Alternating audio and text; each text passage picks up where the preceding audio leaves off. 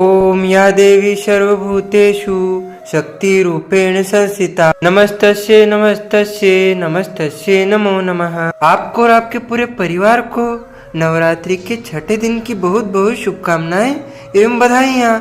माता रानी का भरपूर आशीर्वाद आप सभी के जीवन पर निरंतर बना रहे।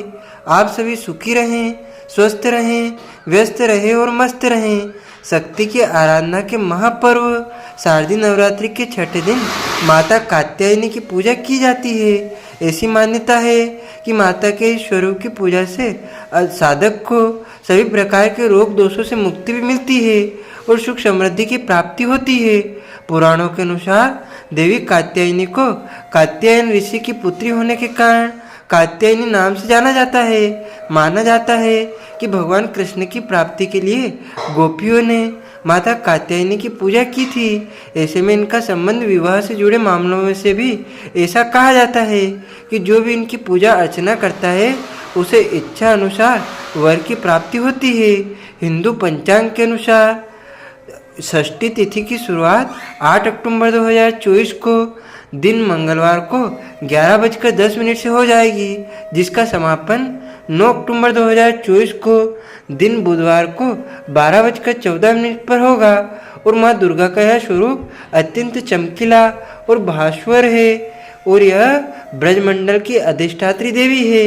इनकी 4 भुजाएं हैं। इनमें से दाहिनी तरफ का ऊपर वाला हाथ अभय मुद्रा में है, वहीं नीचे वाला हाथ वर मुद्रा में है, जबकि बाएं तरफ के ऊपर वाले हाथ में तलवार और नीचे वाले हाथ में कमल पुष्प है।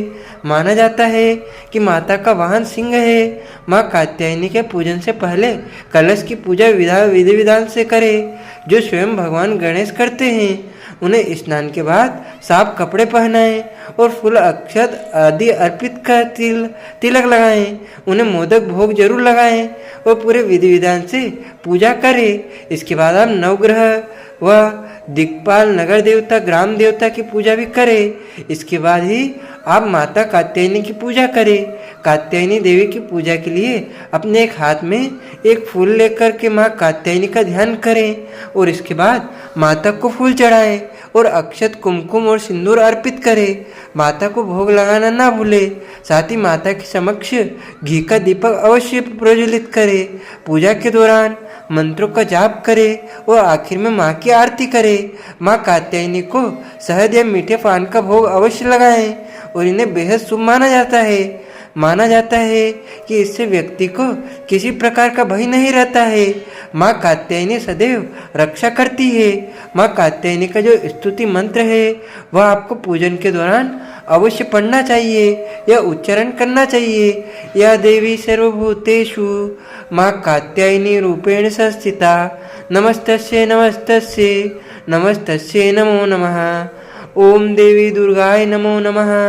और माँ नाग की सवारी यानी कि माँ सिंह की सवारी करती है। माता की 4 भुजाएं हैं। उनके सिर पर हमेशा मुकुट शोभायमान है और सुशोभित 2 भुजाओं में कमल और तलवार धारण करती है। माँ एक भुजा पर वर मुद्रा और दूसरी भुजा अभय मुद्रा में रहती है।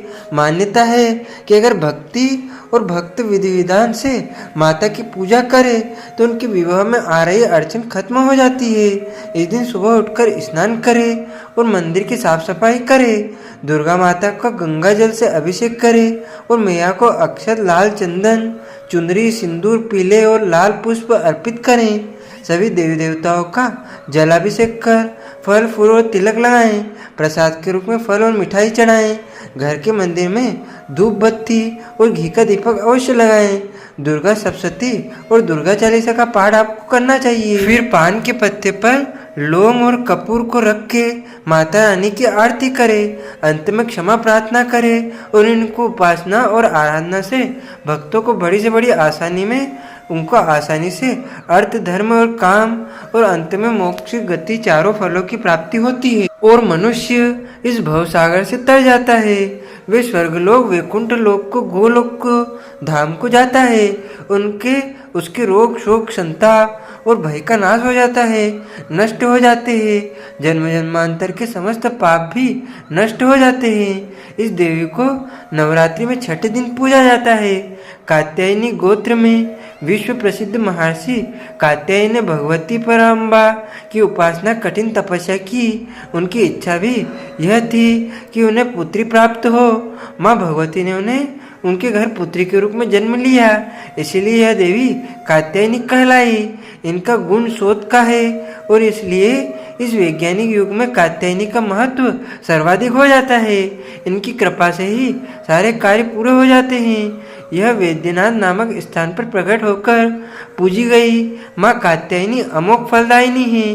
भगवान कृष्ण को पति के रूप में पाने के लिए ब्रज की गोपियां ने इन्हें ही पूजा था। यह पूजा कालीन दिन यमुना के तट पर की गई थी, इसलिए यह ब्रजमंडल की अधिष्ठात्री देवी के रूप में प्रतिष्ठित है। इनका स्वरूप अत्यंत भव्य और दिव्य है।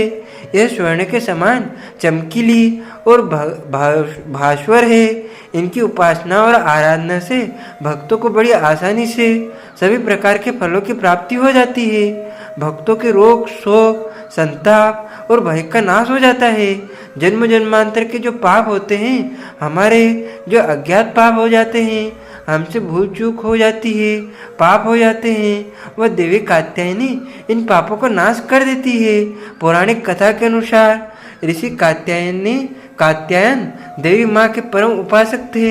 एक दिन माँ दुर्गा ने इनकी तपस्या से प्रसन्न होकर इनके घर पुत्री के रूप में जन्म लिया था और इनका वरदान दिया था। ऋषि कात्यायनी की पुत्री होने के कारण ही देवी माँ को माँ कात्यायनी कहा जाने लगा।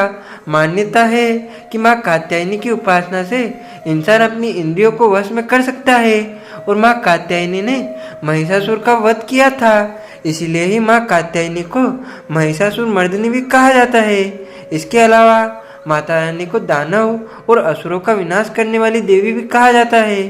पौराणिक कथा के अनुसार माँ कात्यायनी की पूजा भगवान श्री राम और भगवान श्री कृष्ण ने भी की थी, स्वयं द्वारकाधीश ने भी की थी।